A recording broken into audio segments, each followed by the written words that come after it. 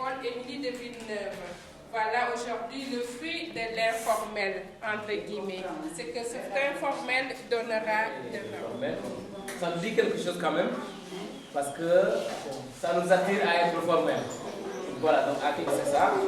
Mais quand même, dans le cadre du travail, on dirait que peut-être c'est pas la même chose, mais quand même, on tend à ce que cela soit la même chose, parce qu'on est soutenu, comme vous l'avez dit, par les sœurs de l'humanité, donc par l'école de construction de Mbour, donc qui nous soutiennent dans le travail, dans l'encadrement, dans la gestion aussi des affaires du matériel, et aussi dans la formation de temps en temps. On fait des stages, des formations avec l'humanité. Cela nous permet vraiment d'avancer petit à petit vers le formel. Le travail des sœurs, c'est surtout l'œuvre, ce qu'elles font ici, avec nous. Donc le travail des sœurs, bon, peut-être que ce sera un peu long si on veut tout dire, parce que ça fait très longtemps quand même, parce qu'on a commencé avant même que l'école ne soit là. Les sœurs étaient déjà présentes avec les femmes dans la culture, donc au catéchèse, donc tu vois, c'est un peu long. Et juste maintenant vers 2000, donc l'année 2000, on a commencé à penser à faire une petite école. Donc au départ, on avait pensé à faire une petite école. Et maintenant, on a commencé, c'était les classes qui sont là, c'était en 2000. On avait commencé avec une petite classe. Les sœurs venaient tout le temps nous aider, nous apporter des cahiers, des livres, des tables et des nattes. Donc on a commencé. Et le fruit a donné. Donc ça progresse. Et aujourd'hui, vraiment, on a extensionné et on est maintenant à 8 classes. On va toujours avec le soutien des sœurs, qui nous montrent comment il faut faire petit à petit, comment il faut travailler, donc l'école, le préscolaire.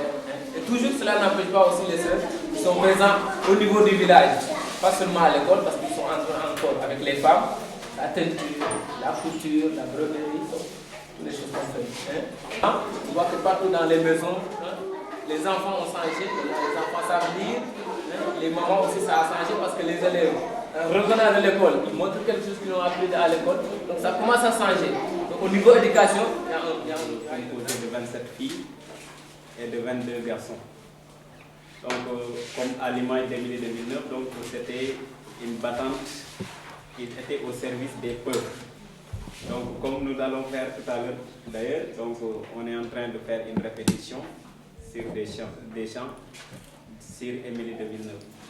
Donc je pense que tout le monde maîtrise ça ici. Donc on va démontrer ça tout à l'heure.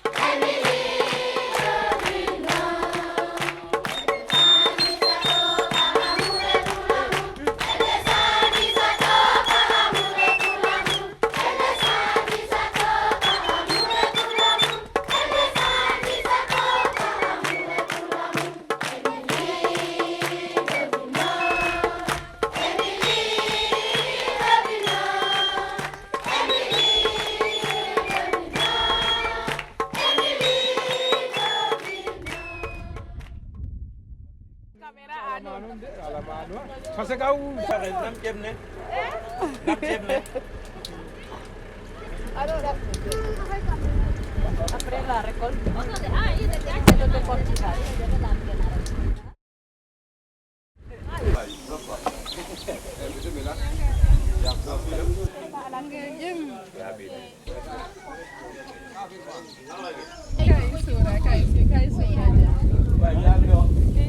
Wili hopa chunga nun mene.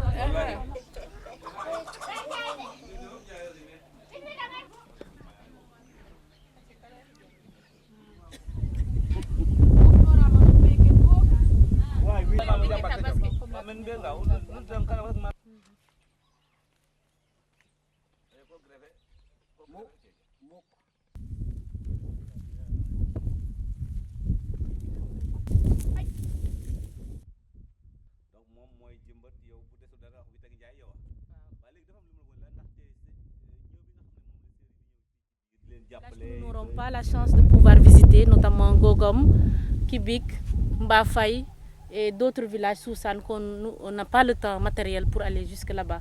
Mais le programme reste le même. C'est aider la personne humaine à se tenir debout, à retrouver toute sa dignité, aider le pauvre à pouvoir, par ses propres moyens, rehausser sa condition et sortir de sa condition de pauvreté, mais par lui-même. Que le pauvre lui-même puisse développer ses propres capacités.